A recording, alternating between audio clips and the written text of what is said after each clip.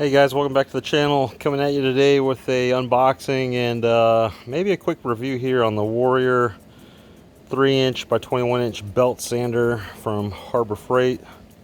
Just picked this sander up today, $29.99 with a coupon, normally 36 or 37 bucks, something like that. I needed a belt sander. I'm working on a tabletop project, and normally I'm a Makita guy, but needed something today, didn't have time to wait, and the Makita belt sander is like 250 bucks. This thing's 30. Normally I go for quality over quantity, but in this case, you know what, I'll give 30 bucks a shot and see if this guy does the job. So let's get this out of the box and see what it looks like, and then I'm going to use it to flatten this tabletop.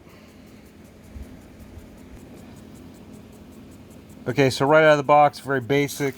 We got the instructions here in a plastic bag. Got a little dust bag that I can almost see through. We'll see how well that does. And we've got the sander here. Comes preloaded with 120 grit.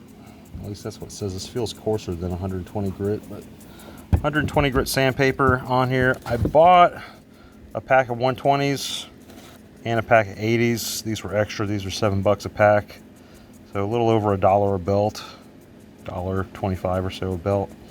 Let's see how that goes. Initial thoughts here. I looked these over at the store before I went ahead and plunked down the money for it. Seems decent. I'm not expecting a lot for 30 bucks, but if it works on this tabletop, a couple other little projects I've got, I'll call that a victory. It's 7 amps, 120 volts, got speed control here on the front handle. Okay, variable speed. And on this side, we got a trigger lock, so we can pull this back, push that baby in, put this thing on cruise control, and watch it drag race away. Pull the trigger, releases the trigger lock, and we got the dust port back here that the dust bag goes on. We'll see how effective that goes, but again, for 30 bucks, we'll see how it goes.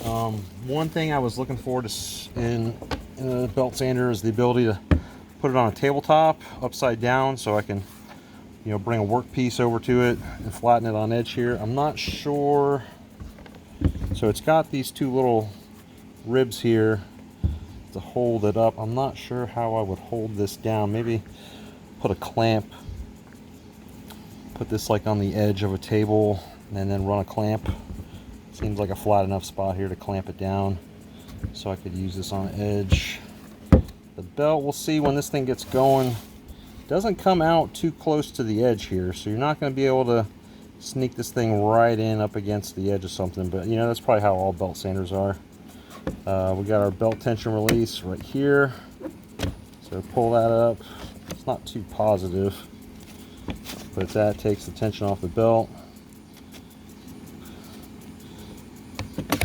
Yeah, engage is okay. Drop it back down. We got our tracking wheel knob up here to adjust the tracking if this thing wants to start wandering one way or the other. Yeah, okay. Let's plug it in, give her a shot, see how it goes.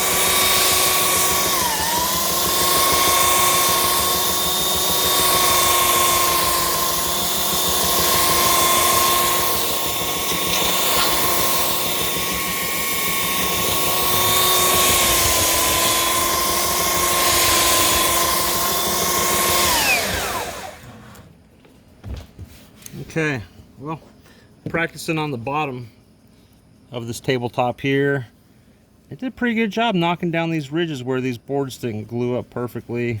Again, it feels like this paper is pretty coarse though. It says 120 on the box. Yeah, it says 120 on here, huh? Feels coarser than that. I've noticed that with some of the Harbor Freight sandpaper. You know, as they say, it's fine and it's kind of coarse. I don't know if they're on a different grading scale than we are or not, but yeah, we'll see how this puppy does. You know, right out of the box, it chooches. Dust bag. Yeah, it's picking up some of the dust here. Definitely recommend wear a mask with this thing.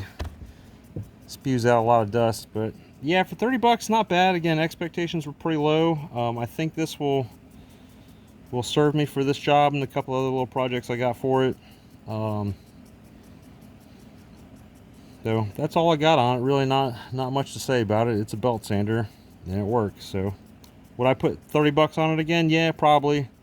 If I was doing this every day, making my living doing woodworking, yeah, I probably would go for something a little nicer.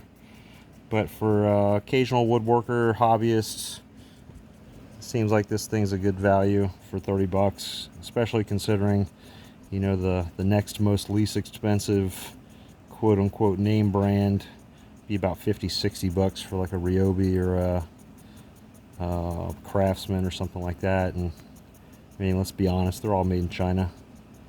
You know, again, for the home gamer, this thing's probably worth the 30 bucks. So that's my 2 cents. Thanks for watching. Catch you on the next one. Bye.